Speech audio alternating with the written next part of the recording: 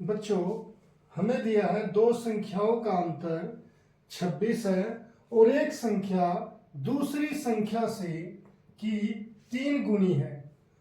उन्हें ज्ञात कीजिए, यानी कि हमें संख्याएं ज्ञात करनी है। तो बच्चों पहले क्या यहाँ पर कितनी संख्याएं है? 2 है। और क्या आपको पता है कि वे संख्याएं कौन कौन सी है? नहीं पता। तो जिस चीज का आपको नहीं पता हम उसे मान लेते हैं। यहां पर हल में हम लिखेंगे माना पहली संख्या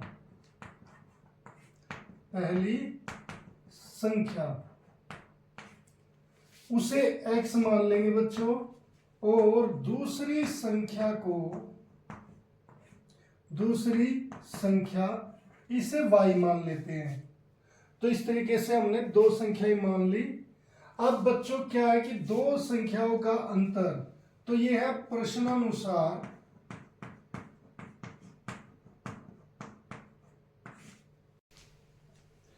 कि दो संख्याओं का अंतर। बच्चों पहले प्रश्नानुसार दो संख्याओं का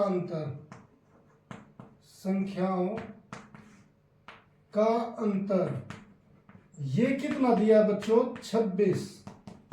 यहां पर दिया है 26। अब बच्चों दो संख्याओं का अंतर 26 है, तो इसका मतलब एक में से दूसरी घटाएंगे तो वो कितनी होगी? 26 आएगी।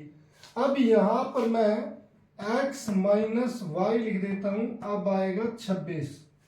बच्चों यहां पर एक बात और ध्यान देने की है कि जब मैंने x में से y को घटाया और आंसर 26 आया, वो है प्लस का, तो इसका मतलब यहां पर x है वो संख्या बड़ी है और y संख्या छोटी है। तो ये हो गया समीकरण 1 बच्चों। अब दूसरा प्रश्नानुसार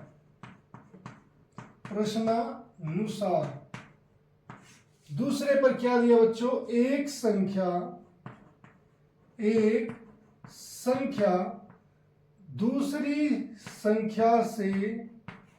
दूसरी संख्या की 3 गुनी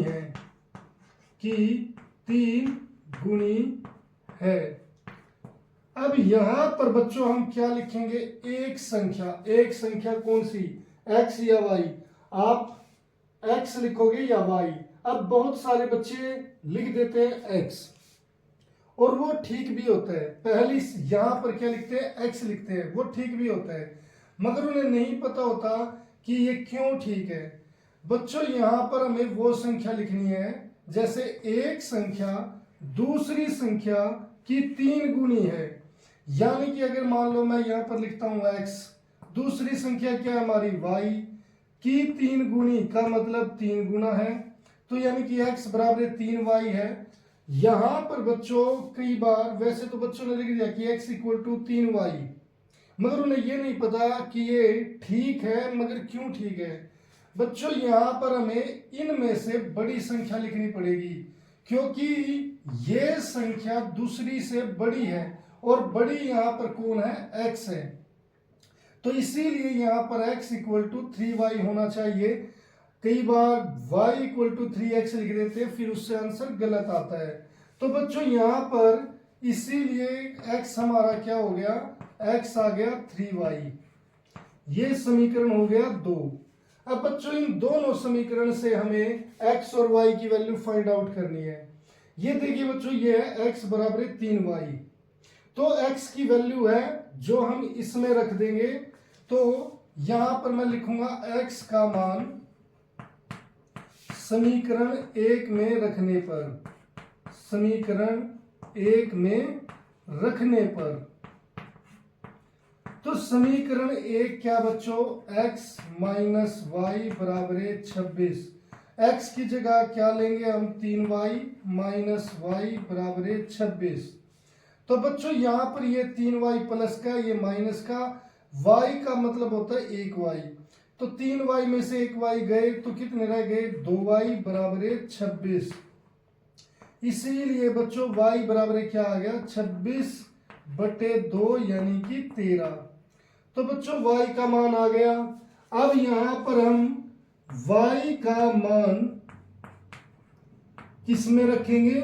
समीकरण 2 में जिससे हमने x निकाला है, समीकरण 2 में रखने पर अब बच्चों यहां पर समीकरण 2 क्या था, x बराबर 3y। अब बच्चों यहां पर y की वैल्यू x बराबर y की वैल्यू 13 आई है हमारी, जो यहां से है, तो इसीलिए x की वैल्यू कितनी आ जाएगी, 39 आ जाएगी बच्चों। इसीलिए जो x है वो आ गया 39 और y कितना आ गया 13। तो इस तरीके से बच्चों ये हम क्वेश्चन आसानी से कर सकते हैं, इसकी संख्याएं निकाल सकते हैं।